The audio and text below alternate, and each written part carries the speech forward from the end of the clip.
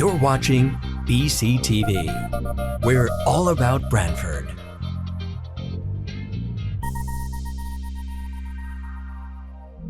You're watching BCTV, Branford Government Television, a service of Branford Community Television. This program is brought to you in part through the support of the town of Branford. Okay, I'd like to call a meeting of the police commissioners on October 11th. I forgot my glasses at home, so we're live. Okay, Tuesday, October 11th at 5:45. Call to order, approval of the minutes from September 12th. I'll make a motion to approve the minutes. Second. Okay, all in favor? Aye. Okay, now the report of the chief. All right, for this month, in your packet, you have the annual report that was completed by our crime analyst.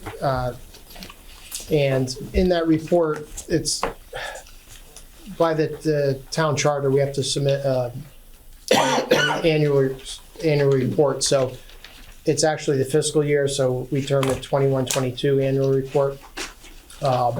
If you had a chance to go through it, it's a very well put together, comprehensive report.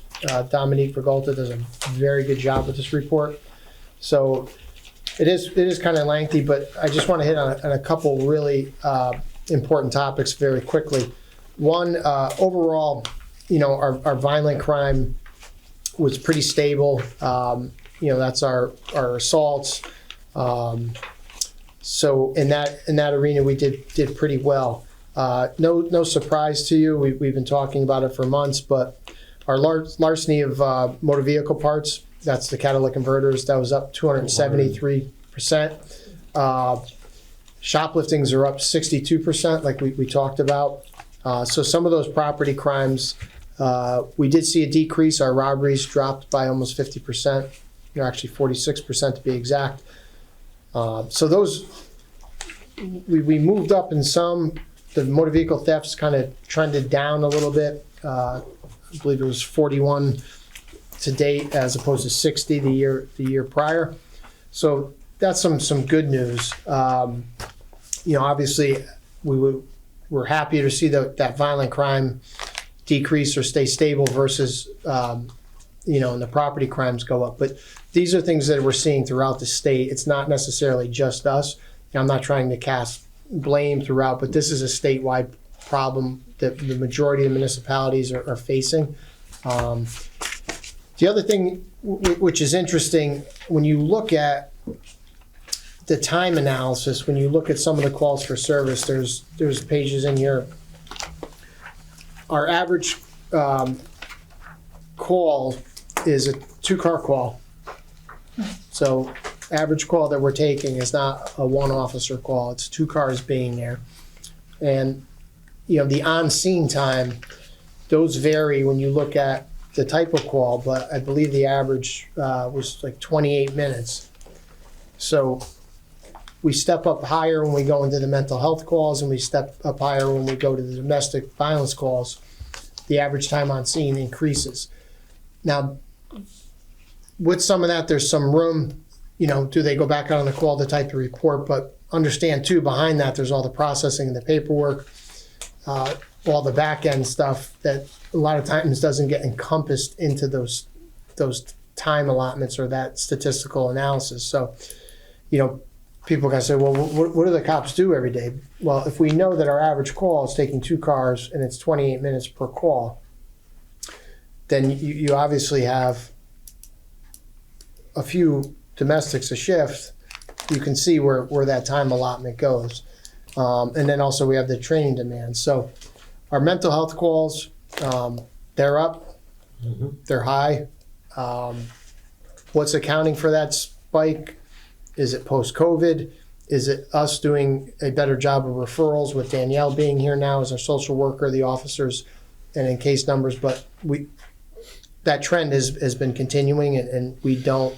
I don't attribute that directly to us with the social worker. I think that's just what we're facing in society. One very disappointing statistic is that our drug overdoses they're very high. Again, what's driving that?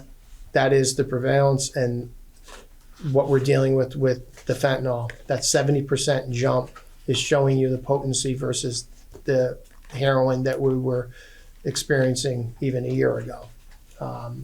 Some of the toxicology reports we're getting back, fentanyl. So that's it. But a very good comprehensive report. It gives a good snapshot. It's available on our website. And some of this, I think, is important for us to look at when we look at staffing and we start to look at the operation of the department. You know, we try to be as efficient as we can, but every year it seems like the reporting requirements go up. So now anytime there's use of force, there's reporting. Anytime there's a pursuit, there's a report that they have to fill out. Domestic violence, there's a whole litany of reports that they fill out. Drunken driving, there is many, many reports that they fill out. So, you know, we do look at our operation to say, listen, how can we be more efficient at what we're doing to try to gain some of this time back? But realistically, it's not always possible. So I think something in the future, we need to look at these trends continue.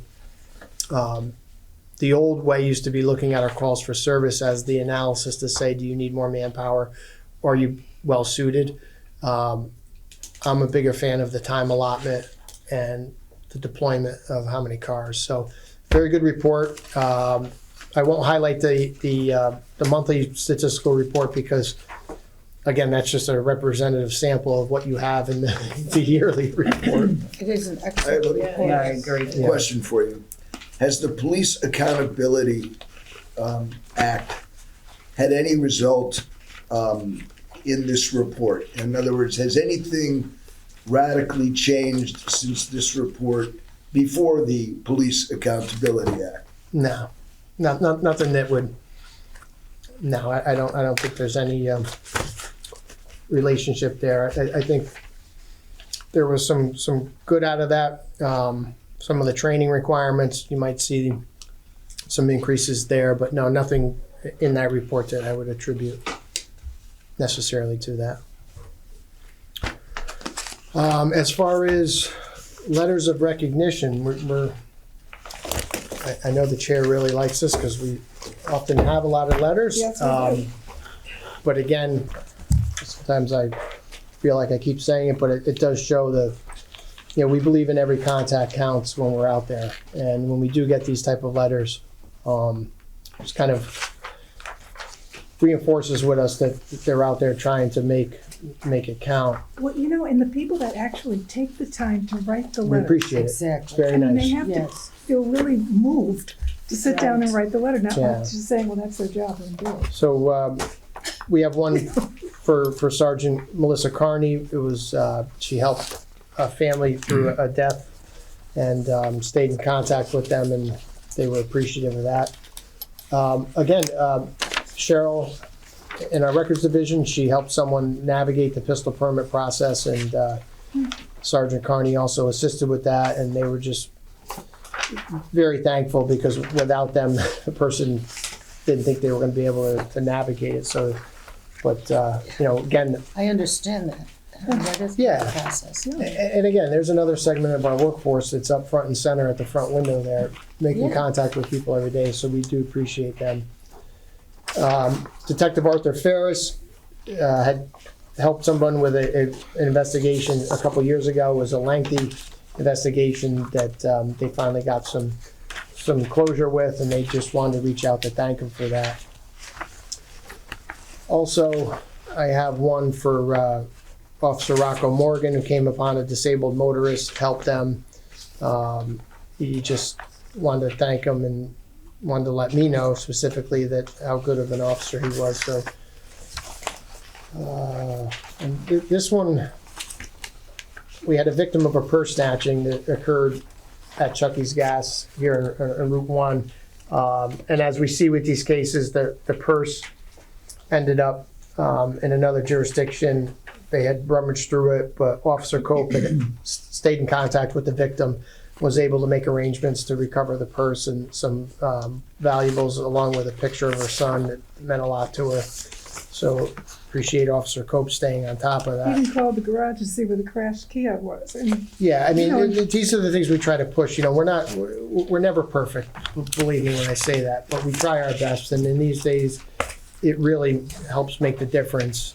And the last one, I think, this is something good that came out of what we call like a deterrent patrol. We saw the shopliftings go up, the purse snatching. So, Officer Ken Erdos was in the Big Y parking lot, and he saw a citizen having problems getting her groceries in the car. He got out to assist her. So, you look at that and you say, he's present in the lot to try to deter crime. They're at Stop and Shop. They're at Walmart. They're at these areas where we know we're getting hit. They try to be visible there as much as you can. Well, while you're there, and you're being vigilant and being attentive, he noticed this and helped her. So It's nice. good work. And I don't know if I'm missing. I thought I think you you got skipped everything. one. No, I Yeah, think I'm you missing skipped Officer Abley because one. Yeah, Officer Abley has been probably every month. I think that there's a letter for Officer Abley.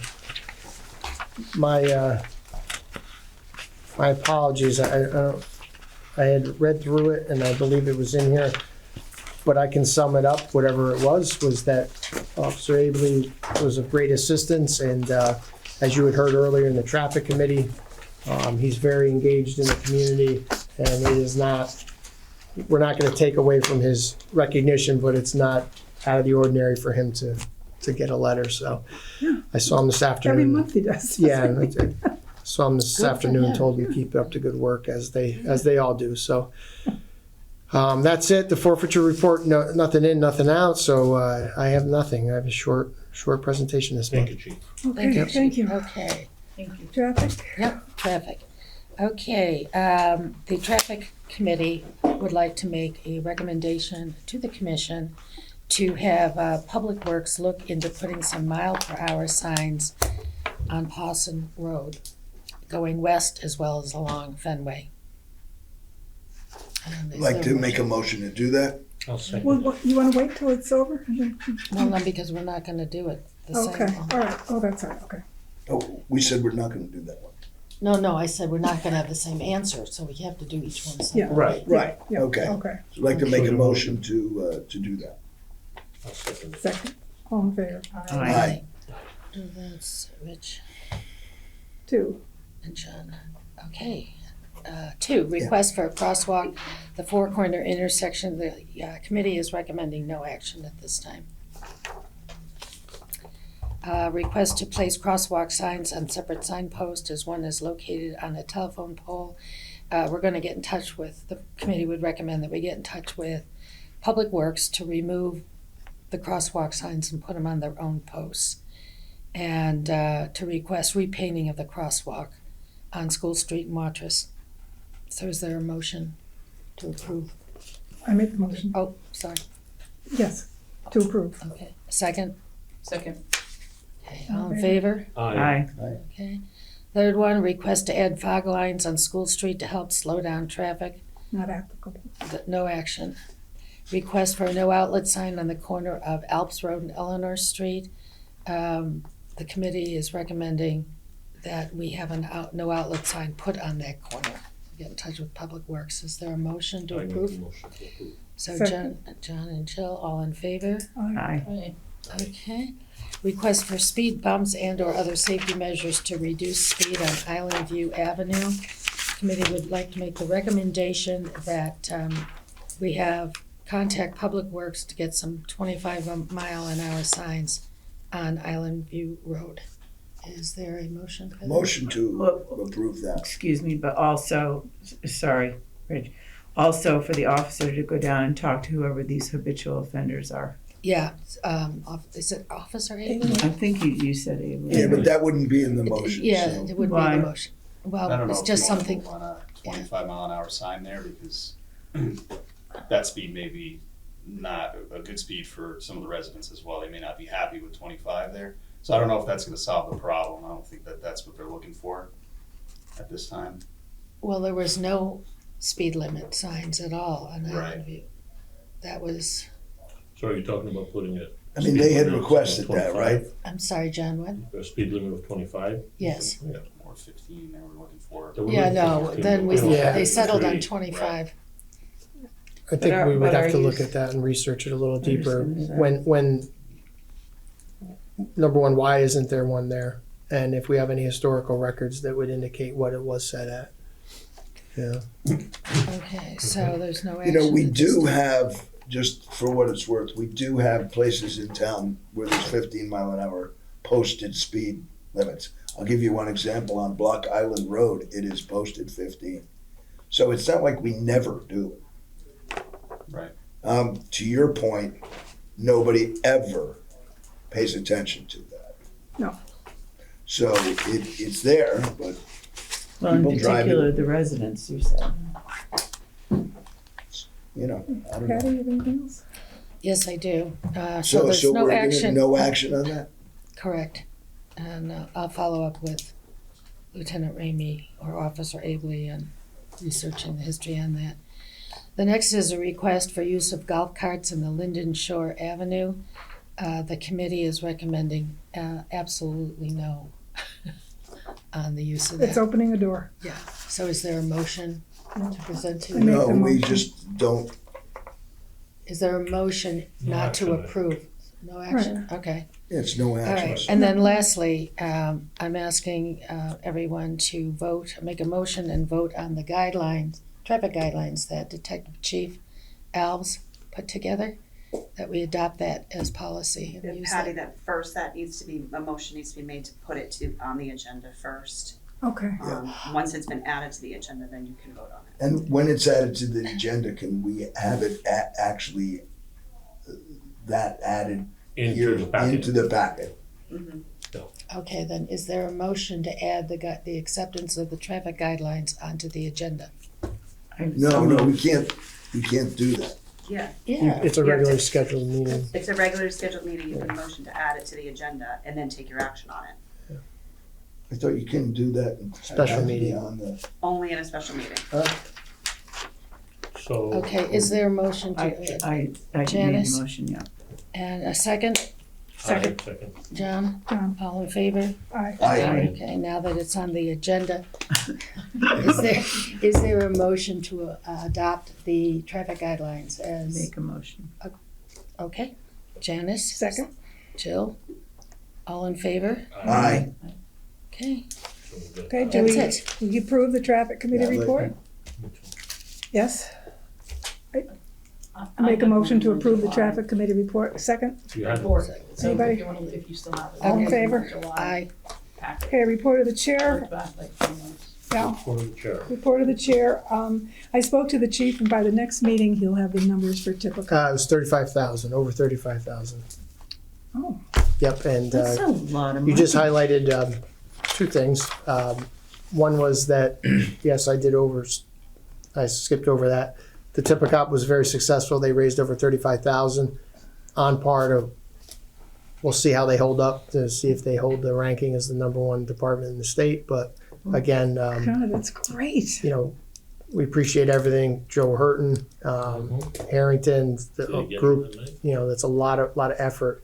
The other thing that I wanted to bring up was, I don't know if on the agenda moving forward, we can put it under the report of the chief, that's fine, but the building project updates, Deputy Chief Alves is gonna be, you know, leading that, so I skipped over him, but I'd like him just to give you a brief overview of where we are today, and then moving forward, if you'd like, we'll just Yeah. add it as an agenda item for him every month. Good, Definitely. good. Yep, so as you know, we've already completed the needs assessment and the design schematics with the architect, Brian Humes. So where we're at is we've put out requests for proposals for a construction manager to lead the project, oversee the actual construction of the project, the building. So we received proposals from 5 companies, met with the chair of the building committee, and we're in the process of assembling a panel along with the building committee to interview the companies that have submitted proposals for the position. So there's a lot that goes into it because, it's a project that needs to be phased. We're 24/7, 365 day a year, operation. So that'll be a big part of what the construction manager is going to assist with, along with all the other buildings. So Good. that's the next step. Yeah, thank you.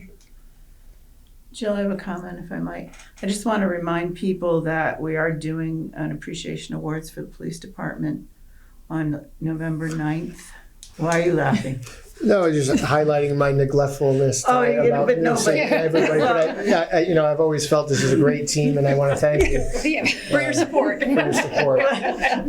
But the reason I'm saying that is because it's very important that that the police commissioners attend. Of course. And, Oh, yes, well, but of that's course. why I'm reminding you Please of give the us the date. details. The invitations. Yes, well, I will be happy to. Invitations? The invitations are on the desk. They are getting them out, I think, tomorrow. Mailing them. They're just Yeah. finishing up the labels for everybody. All the commissioners will receive them. All the members of the department will receive them. First selectman will receive them. So we ran into a little hiccup last week, so we're just a little bit behind, but they should be in the mail. And it is at the Francis Welsh Middle Yes, School at 6 yes. o'clock. Yeah, invitation. The invitation will have all the Yeah. specifics. Well, in case everybody didn't know. Yeah. So And we the ran way, into a little, Officer Caroline Massey designed the invitations. They're very nice. So we ran into a little hiccup about getting them printed and stuff. So we're just a little bit behind. But they will. There's time. okay. Yeah, we want to give, plenty of time. Just to run. Okay. If you let us do it, it'd be like, oh, by the way, tomorrow. Yeah, that's why I brought it up, because we all do have schedules to keep. Yeah. Call for it. Thank you very much for doing that. Okay. Do I hear a motion to adjourn? So Public moved. comment? Do you have any public comment? So public comment? Anybody? Do you have Oh, any? what is this about? On what? No visitor. Oh, public, no, I just, my No, report it's was just a to ceremony, introduce award you. ceremony. Typical. Someone wants to speak here. And, my seat, so that's the only reason I'm just like in the middle. So our next meeting is the second Monday of the month. Jill. Hold on Speaking. 1 second. I just had a couple questions. Oh, sure. Yeah. So in the beginning of the meeting, you mentioned that there was an increase of the Cadillac converters.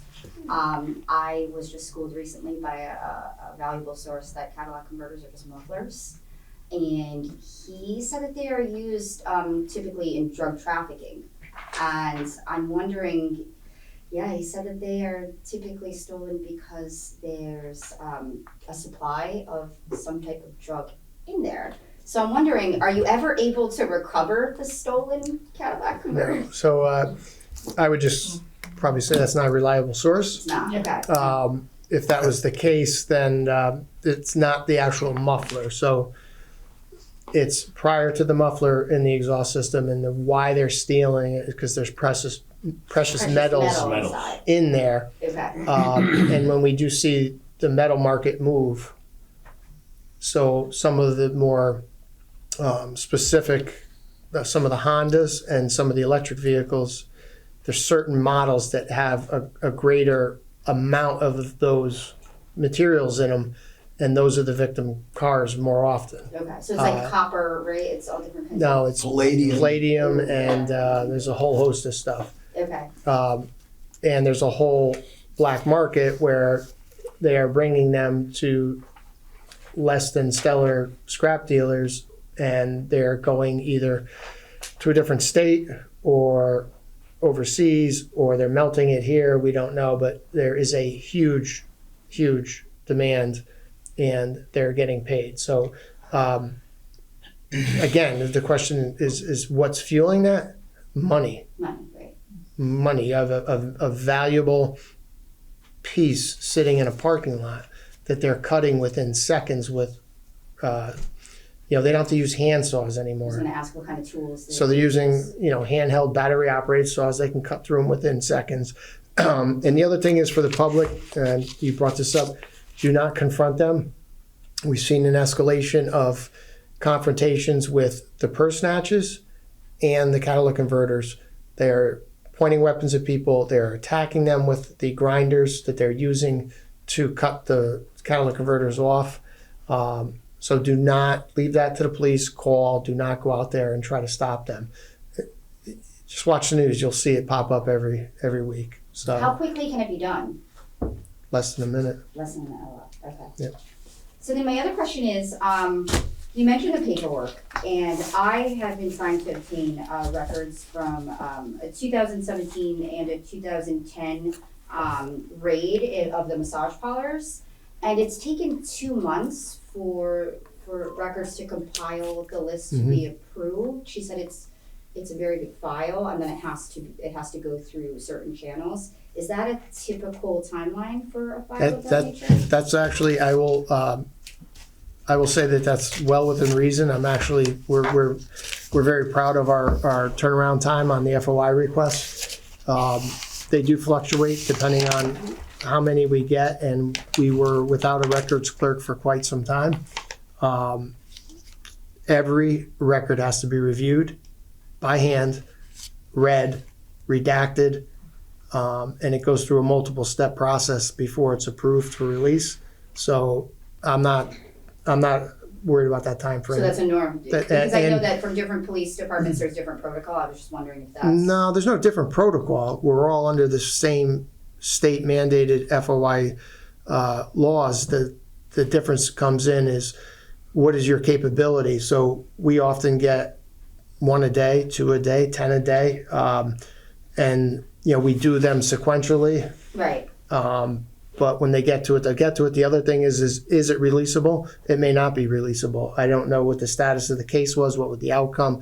So there's a whole litany of requirements that we have to scan and look at before it's released. So they will be in touch. We say we do it as promptly as we can, but understand that there's a lot of other demands and a lot of other FOI requests, and we were short-staffed for quite some time. So to make that easier, would it be more efficient when public is looking for records to go directly to the court and get it from The clerk's office would have, but at certain points, I don't know when their retention stops and where. Right. So when it's a new arrest, yes, you can petition the clerk's office for that, but as it moves forward, more along the lines where the record keeper for our side, and depending on, again, what the disposition is going to dictate how long we keep it.